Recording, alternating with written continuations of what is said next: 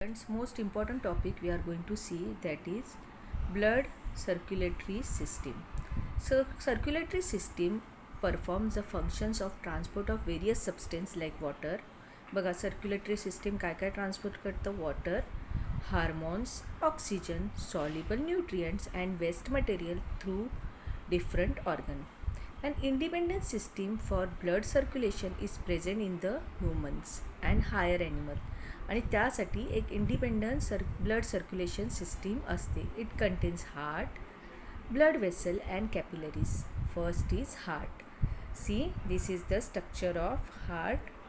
So here this is the structure of heart. Heart is present almost at the center in the thoracic cavity cage. It is present behind the ribs. आपल्या ज्या बरगड्या असतात त्याच्या पाठी असतं. Between the two lungs and slightly inclined and on the left side. आणि जास्त करून ते लेफ्ट साईडच्या बाजूला थोडंसं असतं. Size of our heart is equal to one's own fist. आपण जर आपली मूठ बंद केल्यानंतर आपली मूठ जेवढ्या मापाची आहे तेवढं आपलं हार्ट असतं.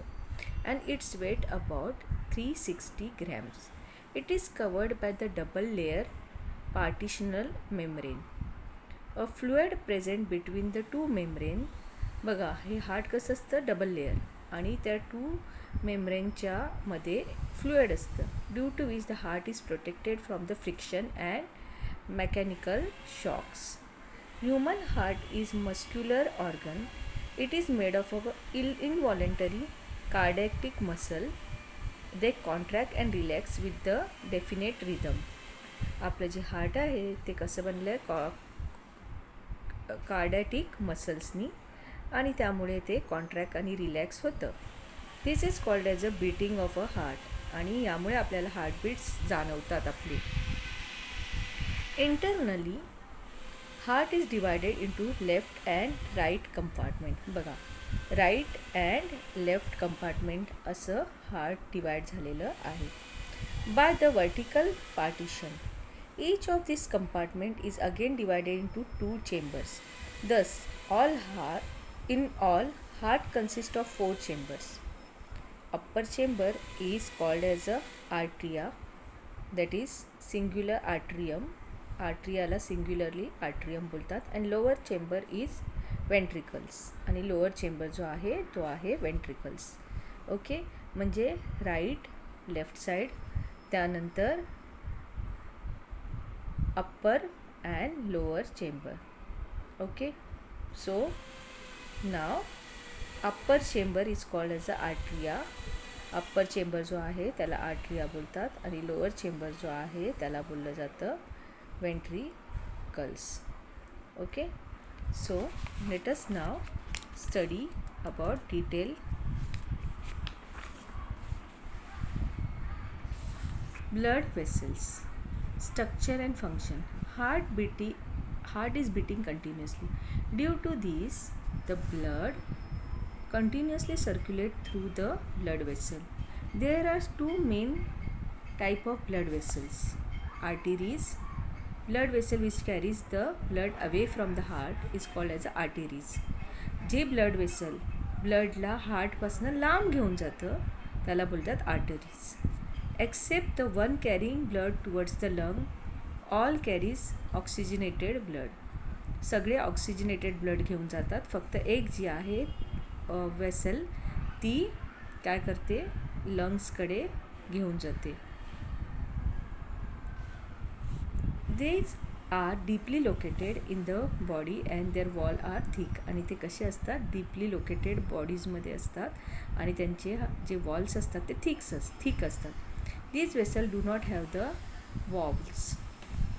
Veins carry the blood towards the heart from the various part of a body. आता वेन्स काय करतात? हे वेसल्स असे आहेत जे ब्लडला हार्टपासनं लांब घेऊन जाऊन वेरियस पार्ट ऑफ अ बॉडीला पोचवतात. ब्लडला are called as a veins. All veins except one carries blood from the lungs transport deoxygenated blood. सगळे वेसल्स फक्त एक जो लंगकडे घेऊन जातो तो सोडला तर बाकी सगळे जे वेन्स आहेत ते डिऑक्सिजनेटेड ब्लड पोचवायचं काम करतात. Most of this veins are superficial located in the body. Their walls are thin. त्यांचे वॉल्स जे आहेत ते बारीक असतात. And these are provided with valves. Okay, valves म्हणजे खळगे, असे मोठे मोठे खड्ड्यासारखं असतं. So next is capillaries. Arteries gradually branch out with the decrease in their diameter as they spread in the body. Finally, from the fine hairs like vessels called as a capillaries. Capillaries कसे असतात? एकदम fine केसासारखे vessels असतात. Walls of the capillary are extremely thin and made up of a single layer of a cell. Due to this, the exchange of material between the capillary and the cell become easy. आणि त्यामुळे capillary आणि सेल्समध्ये जे material exchange होणं एकदम easy होतं. During the exchange the oxygen, nutrients, hormones, vitamins etcetera send toward the cell. आणि ह्या एक्सचेंजच्या वेळी बघा काय काय होतं, ऑक्सिजन, न्यूट्रियन्स, हार्मोन, विटॅमिन्स हे सेलकडे पोचवले जातात. And waste material of the cell moves into blood. आणि जे वेस्ट मटेरियल आहे ते मात्र ब्लडमध्ये मूव्ह होतं. Capillaries unite together to form a vessels of more diameter called as a veins. Capillary network is present in each vein. Okay, so we have seen that capillaries unit to form a more diameter आणि ते काय बनतात? Veins बनतात. Now let us move on towards the next topic, that is blood circulation through the heart, functioning of a heart.